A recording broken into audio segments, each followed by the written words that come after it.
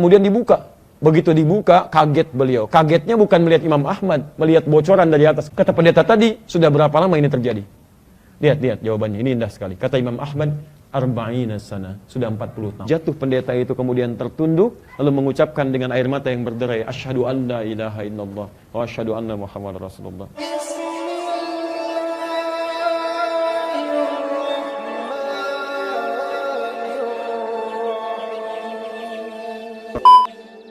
Orang takwa itu bukan cuma rajin sholat. Tidak hanya rajin dia membaca Al-Quran. Tidak hanya dia rajin zakat. Tapi di antara yang paling indah, ini. Rajin berbagi. Dan mohon maaf ya, sebesar-besarnya jangan salah dalam prakteknya. Ternyata bagian kedua ini, itu berbeda dengan bagian pertama, terkait dengan sisi keimanan. Kalau bagian pertama, awas hati-hati, ukurannya adalah iman. Zero tolerance di sini, dengan yang beda keyakinan. Hubungan dengan Allah. Tapi yang ini, itu lintas iman. Tidak hanya disekat dengan akidah. Ketika Nabi menyebutkan Anda berbagi, ternyata yang dimaksud dengan yang kedua, tidak hanya orang Islam saja, tapi non-Muslim pun itu menjadi objek dari bagian ibadah yang kedua ini. Ibadah yang pertama, Anda nggak bisa bagi-bagi. Saya mau sholat misalnya, hari ini sholat, besok kunjungi teman lain yang beda agama, masuk ke tempatnya dan sebagainya, itu tidak ada. Zero tolerance. Toleransi paling tinggi dalam akidah adalah zero tolerance. Kita memperkenankan orang lain ibadah, dalam arti tidak mengganggunya, kita dakwahi dengan kelembutan, tapi tidak ikut campur di dalamnya. Itu yang paling indah. Ya bukan sekarang ikut, besok ikut, ini ke sini, ini ke situ, tidak. Itu yang paling indah. Dan tidak boleh paksa orang mengikuti keyakinan kita. La ikraha fid din. Tapi yang paling indah, dalam urusan untuk hubungan yang kedua ini, lihat keterangan nabinya, mohon izin, lihat isyarat Qur'annya, itu tidak disekat dengan urusan akidah saja, tapi bahkan lintas iman. Anda pernah mendengar hadis ini? Siapa yang masak masakan, kemudian baunya tercium oleh tetangganya, maka bagilah tetangganya itu walaupun cuma kuahnya. Lihat. Tapi tolong baca hadisnya dengan detil ya, dengan dalam. Yang dimaksud itu jika Anda masak kuahnya saja, maka silahkan bagi kuahnya, supaya dia tidak salah prasangka terhadap Anda. Anda masak kuah opor, dia kira masak opor, Anda nggak bagi. Duh, masak opor nggak bagi-bagi, padahal cuma kuahnya. Ya. Jadi kalau pemahaman terbaliknya, kalau kita ingin dalami lagi, apalagi kalau Anda masak dengan dagingnya, dengan isinya, maka silakan berbagi. Tapi pertanyaan saya, mohon maaf, apakah Nabi pernah mengatakan, kalau tetangga Anda Muslim saja? Tidak. Nabi punya tetangga Yahudi, ada tetangga Nasrani. Anda boleh jadi puasa, sholat di masjid, mungkin menghadap Allah, pasti itu. Gak ada hubungan dengan yang lain. Tapi ketika Anda tinggal, mungkin di tempat tinggal Anda atau di kantor Anda, ada kawan Anda yang Nasrani, yang Kristen, ada yang bahkan misalnya Hindu, ada yang Buddha dan sebagainya. Maka Anda bisa jadikan peluang yang kedua ini sebagai praktek takwa dan mungkin bagian dari hidayah bagi mereka untuk masuk Islam. Anda jam makan siang, ajak teman Anda, ayo kita makan. Wah, kamu kok baik sekali makan, luar biasa. Bukan karena luar biasa, tapi karena Allah memerintahkan saya untuk bisa berbagi. Kamu kok tiap hari ngajak orang? Emang kamu kaya ya? Bukan kaya, tapi Nabi saya mengajarkan ketika ada rezeki kita bagi. Kan saya non-muslim, gak ada kaitan antara Islam dengan non-muslim. Bukankah kamu makan, saya makan juga? Bukankah kamu minum, saya minum juga? Selama kita manusia tidak ada alasan untuk tidak berbagi.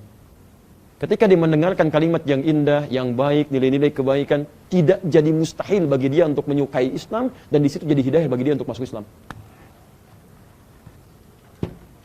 Ya, Anda pernah dengar kisah Nabi yang di awal masa dakwah ketika buka pintu rumah, di depannya selalu ada kotoran. Begitu dibuka, kotoran. Dibuka, kotoran. Tiap hari, Pak. Saya mau tanya pada Anda, kalau Anda keluar rumah, di depan rumah ada kotoran, setiap hari, apa responnya? Marah. Nabi aneh, dalam tanda petik. Begitu dibuka ada kotoran, beliau tidak marah. Bahkan orang rumah tidak diberitahu. Cukup diambil oleh tangannya yang mulia, disimpan di tempat sesuai dengan tempatnya, dan tidak pernah dikomentari. Yang jadi masalah, ketika dibuka pintu rumah satu kali, kotorannya tidak ada.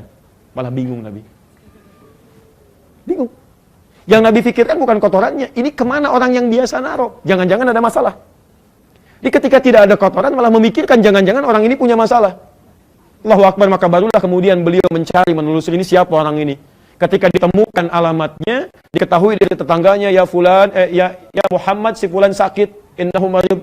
Ya Muhammad SAW si fulan sakit. Begitu mendengar sakit, Masya Allah, pulang kembali pada keluarganya, menanyakan menu terbaiknya, dibawa makanan, ditengok ke rumahnya. Atau apa yang terjadi?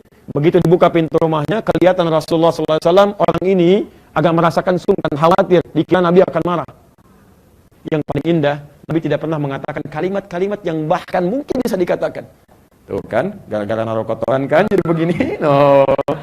Gak keluar kalimat itu. Tidak keluar. Nabi cuma mendatanginya, kemudian membelai kepalanya dengan lembut dan mengatakan, "Syafaqallah, semoga Allah segera menyembuhkanmu." Ini yang mungkin bisa engkau nikmati.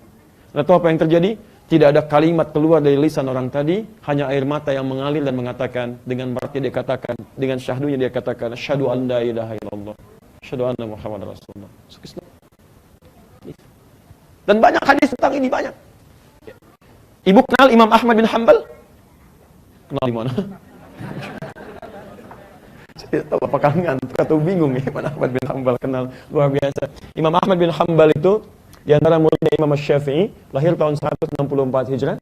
Imam Syafi'i lahir tahun 150 Hijrah. Ini saya ceritakan kaitan antara takwa dengan kejeniusan Imam Syafi'i dan Imam Ahmad bin Hanbal.